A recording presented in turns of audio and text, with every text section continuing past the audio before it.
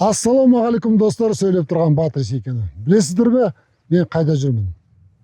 Алматы облысында, Райымбек ауданында, Шәлкөде ауылында. Шәлкөдің жайлауы ғой, таза ауа. Ауаны жеуге болады да, керемет, бұл денсаулыққа өте пайдалы. Мына жерде видеоны көресіздер, қандай керемет көріністер. Мына жерде қазір туризм, мына жерге қазір бір жақсы әкім келіп жатыр. Сол әкім сайланып, осында үлкен әрекет жасап жатыр. Осындай жерлерді біз көрсетуіміз керек. Туристерді тартуымыз керек. Міне біз үйреніп қалғанбыз жазыққа. Бірақ Қазақстан өте үлкен. Одан біріншіден алғыс біздің ата-бабаларымызға осындай жерді сақтап, қорғап жүрген. Енді де бізде осыны сақтап қорғауымыз керек, дамытуымыз керек.